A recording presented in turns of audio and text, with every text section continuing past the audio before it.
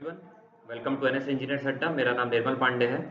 तो non tech वाला जो सीरीज है उसको आगे बढ़ाते हुए ये कोशिश करेंगे कि ये इस वीडियो को लास्ट किया जाए। और जो रिमेनिंग टॉपिक्स हैं इसमें जो इम्पोर्टेंट टॉपिक अभी बाकी है वो हिस्ट्री ऑफ छत्तीसगढ़ का है। इन जनरल तौर पे देखा जाए तो बहुत इंपॉर्टेंट टॉपिक है, लेकिन अगर इस एग्ज़ाम के पॉइंट ऑफ व्यू से देखा जाए तो उतना ज़्यादा इंपॉर्टेंट नहीं है, क्योंकि एक क्वेश्चन आने की संभावनाएं हैं और वो नहीं भी आ सकता, और अगर आया भी तो कहाँ से पूछेगा उसका कोई अंदाज़ा नहीं है ना? इसके पहले 5 वीडियोज़ आ चुके हैं, बहुत लेंथी हो चुका है, मुझे पता है ये सीरीज़। लेकिन क्या है कि है ही ये टॉपिक इतना बड़ा कि उसे बहुत ही जल्दी कुछ कंसाइज़ में ब बताने का कोई तरीका नहीं है। इसी कारणवश जो है बाकी टॉपिक्स को मैंने डिस्कस किया है। आप एक बार देख लीजिएगा, जितना हो सकता है उतना तक पढ़िएगा। मैं ये पहले से ही बता दे रहा हूँ कि पूरा नॉन-टेक पार्ट छत्तीसगढ़ का या इंडिया का कवर करना जो दिया हुआ है वो पॉसिबल नहीं है। आपको एक स्मार्ट स्टडी करते हुए एक ऐसा अप्रोच तय करना होगा जिसके चलते आप जो भी पढ़ें वो ऐसा हो कि वो क्वेश्चंस आने के, वो टॉपिक आने के चांसेस सबसे ज़्यादा हों। तो चलिए इस वीडियो को आगे बढ़ाते हैं। हिस्ट्री ऑफ छत्तीसगढ़ में क्या होता है कि एंशिएंट हिस्ट्री है, मिडिवल हिस्ट्री है और मॉडर्न हिस्ट्री है।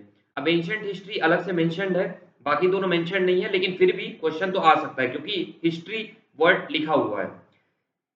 तो सबसे पहले तो आपको ये पता होना चाहिए कि जो क्रोनोलॉजी है हिस्ट्री हमारी छत्तीसगढ़ की, ये किस तरह से है। मतलब सबसे पहले आप स्टार्ट कर सकते हैं Mauryan period, Satavahana period. Satavahana period से आप स्टार्ट कर सकते हैं।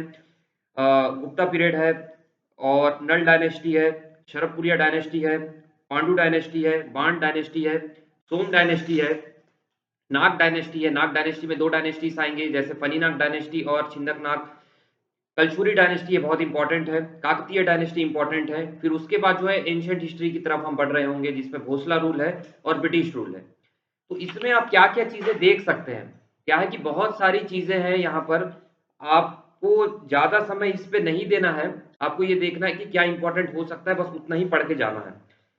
जैसे मैं आपको डायरेक्ट बताते चल रहा हूँ, रामायण पीरियड वाला जो है, वो थोड़ा-सा देख लीजिएगा कि हमारा छत्तीसगढ़ को रामायण पीरियड में दक्षिण कौशल के नाम से जाना जाता था, जिसकी कैपिटल थी कुशस्थली, और बस्तर को दंडकारण्य कहा जाता था। अब इस इतने टॉपिक्स को इसमें आप देख लीजिए, उसके बाद कौन-कौन से साइट्स जो है रामायण पीरियड के वो इम्पोर्टेंट है। जैसे सरगुजा में रामगढ़ इम्पोर्टेंट है क्योंकि उसमें सीता पेकरा और लक्ष्मण पेकरा गुफाएँ हैं। रायगढ़ में राम झरना, फरौद में खर और दूषण का जो वो वाला इम्पोर्टेंट है। शिवरी नारायण में वो शबरी वाला इम्पोर्टेंट है, जो झूठे बेर वाले। पंचवटी की अगर बात करें तो कांकेर में है। वाल्मीकि आश्रम जो लव कुश का बर्थ प्लेस के रूप में जाना जाता है, और दंडकारण्य इम्पोर्टेंट है क्योंकि ये माना जाता है कि भगवान श्री राम जो है वहाँ पे अपने वनवास के वक़्त कुछ समय बिताए थे। तो क्योंकि अभी जस्ट रामनवमी का ही त्योहार मनाया गया है और एग्ज़ाम भी आपका 1 महीने के अंदर है, तो हो सकता है कि रामायण पीरियड हमारे छत्तीसगढ़ के लिए क्यों इम्पोर्टेंट, ये पूछा जा सकता है। भगवान श्री राम का ननिहाल के रूप में भी छत्तीसगढ़ को जाना जाता है। तो इन सब चीज़ों को थोड़ा-सा देख लीजिएगा। और हमारा जो राम वन गमन पथ है, इसके बारे में भी थोड़ा-सा पढ़ लीजिएगा क्योंकि ये इम्पोर्टेंट हो सकता है, इस वाले एग्ज़ाम में। फिर महाभारत पीरियड उतना इम्पोर्टेंट नहीं है। बुद्धिज़्म, जैनिज़्म, जैनिज़्म में आप ये देख लीजिएगा कि जो पहले तीर्थंकर थे, उनका एविडेंस किस जगह पर मिला गया है, डमऊ दर्रा में, जांजगीर चांपा में है। 16वें तीर्थंकर शांतिनाथ, उनके जो एविडेंस है वो बस्तर में पाए गए हैं। 23rd तीर्थंकर पार्श्वनाथ, वो नगपुरा दुर्ग में पाए जा सकते हैं। महावीर जो सबसे लास्ट तीर्थंकर, 24th तीर्थंकर जो है वो, उनका जो एविडेंस है वो आरंग, रायपुर में देखा गया है। मौर्यन पीरियड का आप देख सकते हैं, उतना इम्पोर्टेंट नहीं है। सातवाहन पीरियड में बस देख लीजिएगा कि उनका कैपिटल कहाँ पे है और जो मेन रूलर्स कौन हैं, ये देख लीजिएगा। कोई भी आप डायनेस्टी देख रहे हो तो मेन रूलर्स का थोड़ा-सा देख लीजिएगा, उनका पीरियड देख लीजिएगा, कैपिटल देख लीजिएगा और कौन से इम्पोर्टेंट मॉन्यूमेंट्स उन्होंने बनवाए हैं, ये देख लीजिएगा। इतना सफिशिएंट होगा। वाकाटक डायनेस्टी में आप देख सकते हैं नरेंद्र सेन, रुद्र सेन और महेंद्र सेन, प्रवर सेन, ये 4 इम्पोर्टेंट हैं। हरिसेन उनके लास्ट रूलर हुए थे। गुप्ता पीरियड में समुद्रगुप्त बहुत इंपॉर्टेंट है, वो देख लीजिएगा। उन्होंने क्या-क्या बनवाया है, ये देख लीजिएगा। उनको किस नाम से जाना जाता है, ये भी देख लीजिएगा। उसके बाद रीजनल डायनेस्टीज़ हैं छत्तीसगढ़ के, जैसे साउथ कौशल में रजर्षि तुकुल्य है, शरभपुरिया है और पांडु डायनेस्टी है, बाण डायनेस्टी है, फनीनाग डायनेस्टी है। बस्तर के डायनेस्टीज़ की अगर हम बात करें तो नल डायनेस्टी है, छिंदकनाग डायनेस्टी है, काकतीय डायनेस्टी है। नल डायनेस्टी में कौन फाउंडर रहे हैं ये देख लीजिएगा। उसके बाद आपके जो इम्पोर्टेंट रूलर्स हैं जैसे भावदत्त वर्मन है, छत्रपति भद्रक हैं, ये सब आप देख सकते हैं, स्कंद वर्मन। और कौन कौन से मॉन्यूमेंट्स इन्होंने बनवाए हैं ये बहुत इंपॉर्टेंट है, क्योंकि आपसे पूछा जाएगा कि राजीव लोचन टेम्पल किन्होंने बनवाया है, उसमें आपको 4 ऑप्शन दे देंगे। तो आपको पता होना चाहिए कि उसको किस रूलर ने बनवाया है और वो किस डायनेस्टी से बिलोंग करते हैं। नेक्स्ट आपका जो है पांडु डायनेस्टी। पांडु डायनेस्टी में इंपॉर्टेंट है इंद्रबल, ईशान देव, तिवर देव, हर्षगुप्त और महाशिवगुप्त बलार्जुन जो हैं वो ये बहुत इंपॉर्टेंट है। गोल्डन पीरियड कहा जाता है इनके रूल को। ये आप देख सकते हैं। लक्ष्मण टेम्पल, लक्ष्मणेश्वर टेम्पल में कंफ्यूजन होता है, देख लीजिएगा। एक श्रीपुर महासमुंद में है और एक खरौद जांजगीर चांपा में। किन्होंने बनवाया था देख लीजिएगा। नेक्स्ट आप देख सकते हैं ये आपका सोम डायनेस्टी जो है ये इतना इंपॉर्टेंट नहीं है, आप इसको स्किप कर सकते हैं। कलचुरी डायनेस्टी बहुत इंपॉर्टेंट है, सबसे ज्यादा रूलिंग डायनेस्टी है ना। लंबा रूलिंग डायनेस्टी कौन सा है तो कलचुरी डायनेस्टी है। कौन सबसे पहले व्यक्ति थे ये देख लीजिएगा। उसके बाद इंपॉर्टेंट है रतन देव 1, पृथ्वी देव 1, जजल्य देव 1, रतन देव 2, पृथ्वी देव 2, जजल्य देव 2। और जो लास्ट रूलर्स हुए थे मोहन सिंह, इनके बारे में थोड़ा सा देख लीजिए। कल्याण सिंह इंपॉर्टेंट है, भरेंद्र शाह इंपॉर्टेंट है, ताकत सिंह इंपॉर्टेंट है। क्यों इंपॉर्टेंट है? क्योंकि कुछ कुछ इंसिडेंट्स हुए हैं इनके रूल में जो याद रखना जरूरी है। अब ये सभी मैं आपको बता दे रहा हूं क्योंकि मैं कुछ ऐसा चीज स्किप नहीं करना चाहता जिससे क्वेश्चन आ सकता है। ये आपके ऊपर है कि आप इनमें से कितना को पढ़ना चाह रहे हैं, ये मैं पहले से ही क्लियर कर दे रहा हूं। क्योंकि इसमें से एक क्वेश्चन आएगा, 2 क्वेश्चन आने के चांस बहुत कम है। एक क्वेश्चन आएगा और कहां से आएगा उसका कोई आइडिया नहीं है। तो ये आप पे डिपेंड करता है कि आप किस तरीके से इस टॉपिक को ले रहे हैं। नेक्स्ट, कलचुरी डायनेस्टी 2 पार्ट में बट गया था।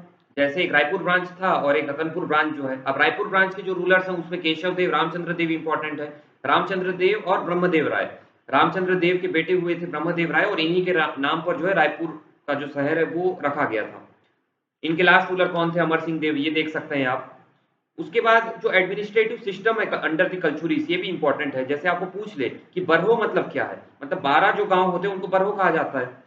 उसके बाद पुलिस डिपार्टमेंट में जो काम कर रहे हैं उनको क्या कहा जाता है, जुडिशियल सिस्टम वाले को क्या कहा जाता है, रेवेन्यू डिपार्टमेंट वाले को क्या कहा जाता है, ये सब आप देख सकते हैं। जो इंपॉर्टेंट टेम्पल्स हैं ये बहुत इंपॉर्टेंट, जैसे गज किला किन्होंने बनवाया है, ठीक है, पृथ्वीदेव 2 ने बनवाया है। चैतुरगढ़ जो फोर्ट है वहां का जो किला है वो किन्होंने बनाया, तो भरेंद्र शाह ने बनाया है। ये सब थोड़े से आपको देख के चलना पड़ेगा। लिटरेचर उस डायनेस्टी में किन्होंने क्या लिखा है ये आप देख सकते हैं। बाबू रेवाराम, गोपाल मिश्र और माखन मिश्र जी की जो रचना है ये एटलीस्ट देख लीजिएगा। फनीनाग डायनेस्टी में गोपाल देव, रामचंद्र देव और मोनिंग देव। इसमें इंपॉर्टेंट क्या है? भोरमदेव टेम्पल। भोरमदेव टेम्पल गोपाल देव ने बनाया था। कब बनाया था? 1089 एडी में। 11th सेंचुरी भी बोला जा सकता है, ठीक है। उसके बाद छिंदकनाग डायनेस्टी है। इसमें आप देख सकते हैं कि जैसे मामा भांजा टेम्पल, ये अपने बस्तर साइड का है। मामा भांजा टेम्पल अगर एग्जैक्ट आप बोलें तो ये पड़ेगा आपका दंतेवाड़ा में। मामा भांजा टेम्पल, चंद्रादित्येश्वर टेम्पल और बतीसा टेम्पल, ये सब किन्होंने बनवाया है, ठीक है, ये आप देख सकते हैं। Next, Kakatiya dynasty. Kakatiya dynasty कहाँ से आए हैं? साउथ से आए हैं। पहले रूलर कौन रहे हैं? अन्नम देव रहे हैं। उसके बाद पुरुषोत्तम देव इंपॉर्टेंट है क्योंकि इनको रथपति की टाइटल दी गई है। उसके अलावा जो है दलपत देव इंपॉर्टेंट है, वहां पे एक दलपत सागर है, उन्होंने ही बनवाया है। अजमेर सिंह इंपॉर्टेंट है क्योंकि बहुत सारे रेवोल्यूशंस हुए हैं बस्तर में, उस समय कौन रूलर हुआ है ये भी पूछा जा सकता है, या फिर वो रेवोल्यूशन किस कारणवश हुआ है ये भी पूछा जा सकता है। महिपल देव, भूपल देव, भैरम देव, रुद्र प्रताप देव। रुद्र प्रताप देव इंपॉर्टेंट क्यों है? क्योंकि इन्होंने प्लानिंग किया था जगदलपुर शहर का, सिटी ऑफ स्क्वायर्स कहते हैं ना, तो इन्होंने प्लानिंग किया था उसका। उसके बाद बहुत सारे ट्राइबल रिवॉल्ट्स हुए हैं, जैसे हलवा रिवॉल्ट है 1774 में। अजमेर सिंह रूलर थे और लीडर भी अजमेर सिंह थे।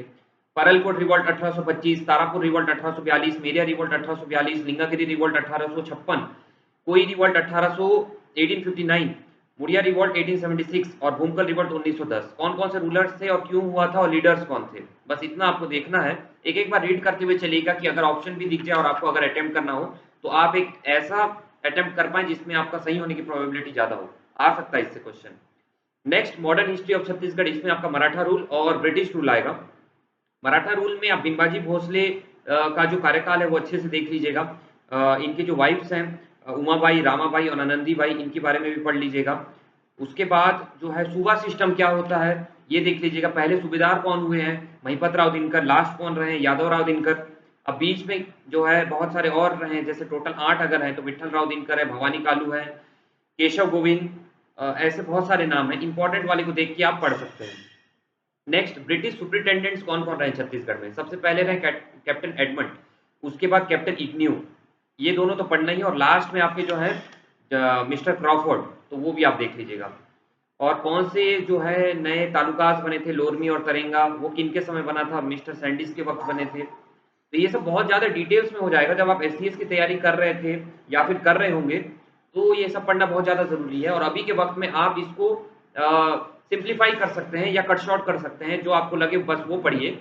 आप अगर चाहें तो हिस्ट्री को स्किप भी कर सकते हैं, लेकिन अगर आप पढ़ रहे हैं तो इम्पोर्टेंट पढ़ते हुए आप आगे चल सकते हैं। आप में से लोगों का कुछ कमेंट आता है कि पीडीएफ बना के पढ़ाइए। क्या है ना कि पीडीएफ बना के ये सब बताना पॉसिबल नहीं है, क्योंकि उस लेवल का समय हमारे पास नहीं होता है। तो हम अपने एंड से जो कर पाते हैं वो कर रहे हैं। अगर पीडीएफ बनाने का हमको समय मिल जाएगा तो हम पीडीएफ से भी बता देंगे आपको। मराठा एडमिनिस्ट्रेशन में थोड़ा सा देख लीजिएगा कि सूबेदार क्या होते हैं, पटेल क्या होते हैं, फौजदार क्या होते हैं। ठीक है, ये थोड़ा सा देख लीजिएगा। उसके बाद ब्रिटिश रूल आए। अब ब्रिटिश रूल के ईयर्स बहुत इंपॉर्टेंट है कि कौन से ईयर में क्या हुआ, मराठा रूल से इन्होंने कब लिया, फिर मराठा रूल वापस कब आ गया, मतलब केयर टेकर के रूप में, उस समय कौन रूलर थे, है ना। सोना खान रिवॉल्ट, अब रिवॉल्ट्स आ गए, ठीक है, बहुत इंपॉर्टेंट है सोना खान रिवॉल्ट। ठीक है, कौन उसके रूलर्स रहे? उदयपुर रिवॉल्ट, सिपोई म्यूटिनी जो हुआ, हनुमान सिंह। अब हनुमान सिंह को मंगल पांडे भी कहा जाता है छत्तीसगढ़ का। ये क्वेश्चन, इस टाइप के क्वेश्चन आते ही आते हैं कि गांधी ऑफ छत्तीसगढ़ कौन है, गांधी ऑफ बस्तर कौन है, आपके तात्या तोपे ऑफ छत्तीसगढ़ कौन है, या मंगल पांडे ऑफ छत्तीसगढ़ कौन है। डायरेक्ट होते हैं, आपको नाम पता होना चाहिए, उनका रिवॉल्ट पता होना चाहिए, बस। उसके बाद अगर हम देखें तो national movement, Indian national movement important है, एक आध क्वेश्चन इससे आ सकता है। जैसे 1900, मैं एक एग्जांपल बता रहा हूँ, 1900 से स्टार्ट जनरली होता है, क्योंकि 1900 में हमारा पहला जो मैगजीन है माधवराव सप्रे जी के द्वारा पब्लिश किया गया है ना। कहाँ से पब्लिश किया गया? जीपीएम से, गोरलापेंडा मरवाई से। कौन असिस्ट किया? रामराव चिंचोलकर जी।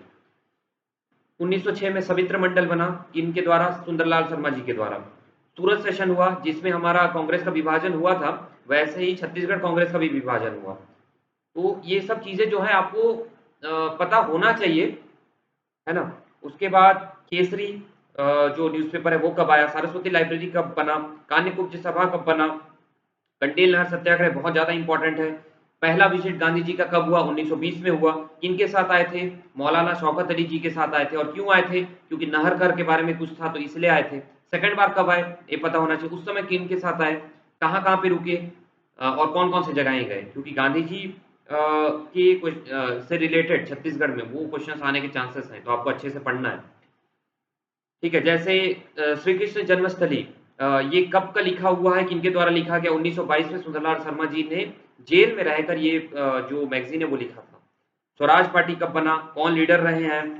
ठीक है, तो थोड़ा बहुत इसे देख सकते हैं आप। मैं बहुत ज़्यादा डिटेल में आपको ये सब चीज़ें नहीं बता रहा हूँ, लेकिन आपको खुद समझना पड़ेगा कि क्या पढ़ना है और क्या छोड़ना है।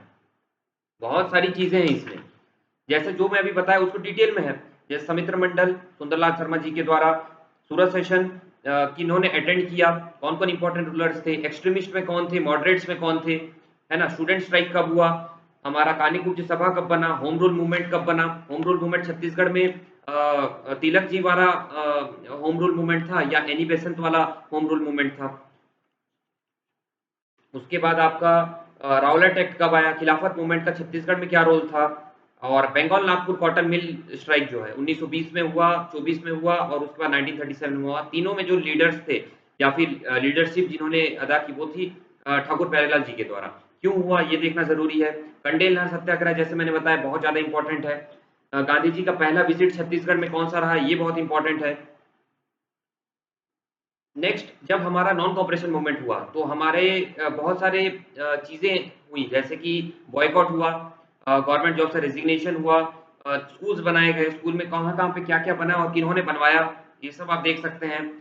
माखनलाल चतुर्वेदी जी को डिटेन किया गया कहाँ पे, और बिलासपुर जेल में रखा गया, जहाँ पे इन्होंने पुष्प की अभिलाषा जो गाना है उसकी रचना की। कर्मवीर मैगजीन के ये एडिटर भी रहे हैं।